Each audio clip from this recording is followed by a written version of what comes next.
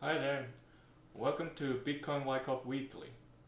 Last week, and especially this week, some people would be very excited about Bitcoin's price. Once again, it broke above the previous high and then it's making new all-time highs. So what's next? And if you have been following, especially some of you has been waiting, I know, this upthrust of the distribution. Yeah, this tag, this temporary tag that we can finally update to an upthrust of the distribution, UTAD. It takes some time to refresh, now it's refreshed. So, before getting into the details, let's go to the standard approach. You know it. These sessions are not financial advice, they're for education and research purpose only. However, your comments and discussions are very welcome, so feel free to leave a note. Let's go back to the chart. So this is the weekly chart of Bitcoin BTC USD, and we've just updated this Wyckoff tag over here.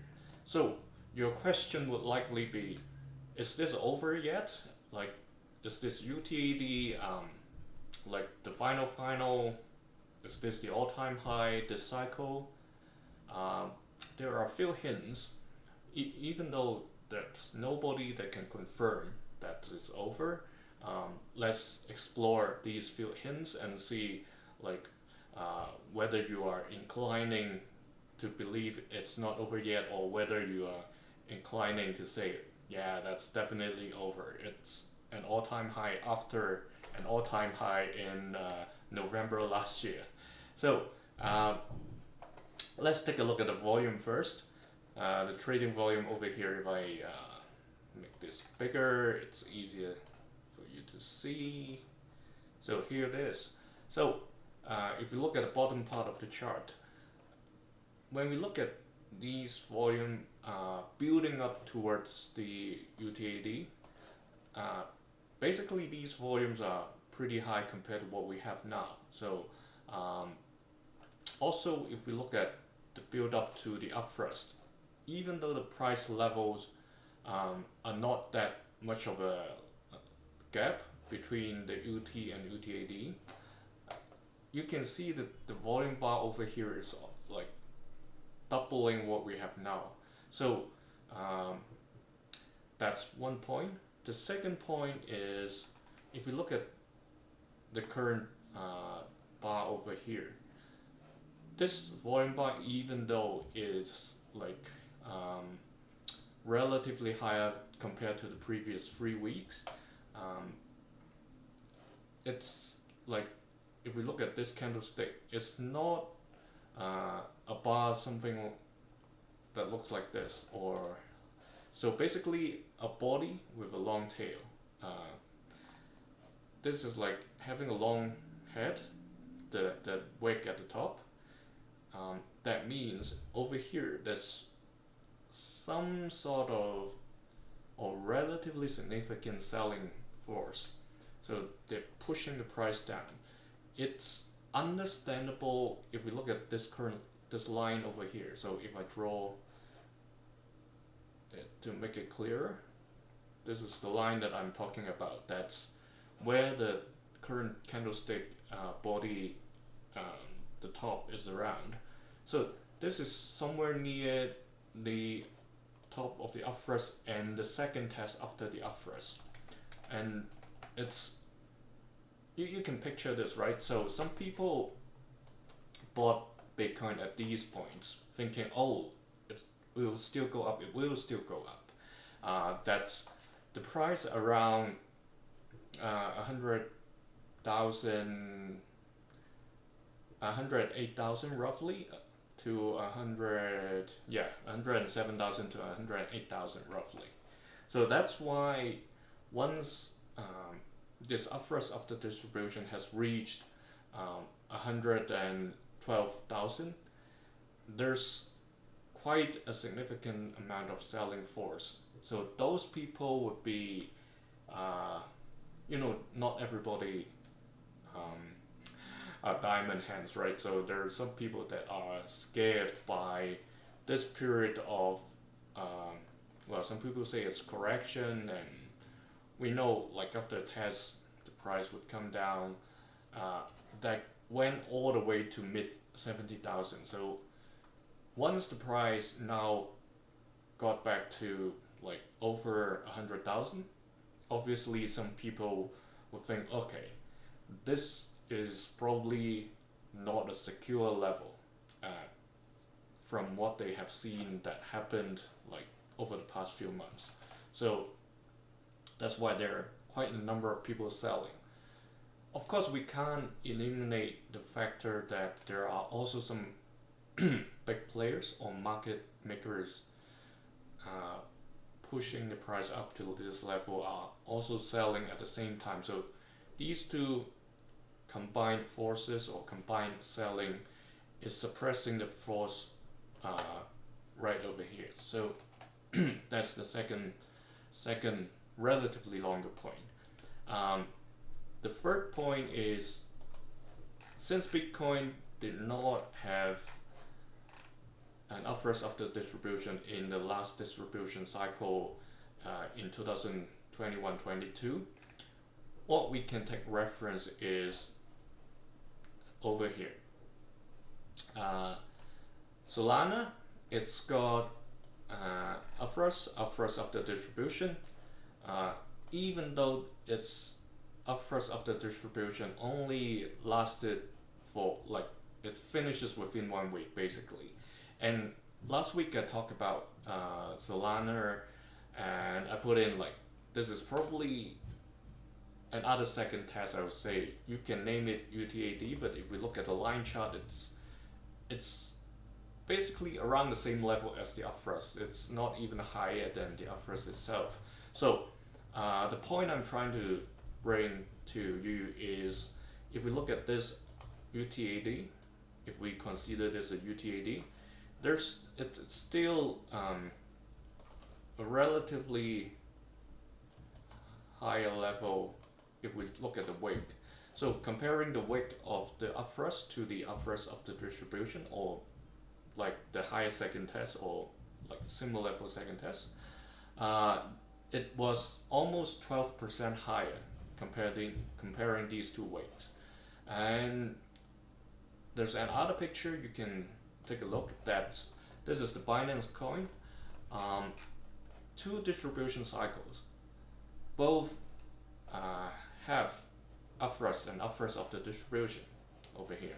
One, the upwards of the distribution basically at a similar or slightly lower level than the upwards. That's back in 2001-2002. And this current distribution cycle, if we compare the weights, that's roughly 10% higher, the UTAD compared to UT. So these two charts, like other than Bitcoin, tells us it all depends on what factors are at play. So it can be the coin, the crypto coin itself, whether something new is coming out that either helps the performance or the adaptation or adoption of the coin, or like macro factors that's impacting the entire crypto industry, or the macro factor affecting the economy. So I bet you have been following crypto news from other sources, so I'm not going to repeat any industry or Bitcoin specific news over here. However, from an economic standpoint, you may be aware that the G7 summit is going to be held in 3 weeks' time. So it's probably one of the factors that's going to impact how far this upwards after distribution is going to go. If you remember, probably 2 or 3 weeks back, and in one of my sessions, I mentioned people are treating the tariffs or global trade right now in a very interesting manner. So the thing is, in the past we did not have tariff. not that much. It's not that we don't have, but we did not have that much tariffs. And after the announcement, the price shocked. The news shocked the market, and the price dropped. And then after a few days, things get better, and like, oh, the tariffs aren't as severe as before, as the announcement. And then the prices for crypto or stocks, whatever, shot back up again. But the thing is, even though the tariffs aren't as bad as they were initially announced, they're still higher than before the announcement. So that's why I say the market is treating these news very interestingly, because there will be adjustments, right? Given the new tariffs, even though they're not as high as the announcement, but it will be a different world, right? So why people are treating those news in such euphoric manner, let's put it this way. So that's why I'm bringing in the G7 summit, because just yesterday, everybody, if you have been following the news, Europe is back onto the tariffs topic again. So it'll be interesting what would happen in 3 weeks' time during the summit, and whether there would be any post-summit announcement across all the countries, US, Europe, etc. So it's going to be interesting how people are going to treat those news this time. If the price of Bitcoin is going to remain relatively stable during these 2 weeks, given no crazy news coming out, of course some people would front run the news, like they know the G7 summit is going to be held in 2-3 weeks. Obviously they can front run either they sell before the summit, or they buy before the summit, speculating some good news would come out. So it's a very tricky situation. So as usual, no matter which side you are buying, remember to set stop loss. This is very, very crazy period, and it's just I would say quite emotional, not quite objective. But like, we're all human beings, right? That's normal. We're emotion animals. So that's the big picture for Bitcoin. UTAD it won't be an absolute end. There's still a possibility that it goes higher, but at this point it's very risky now. So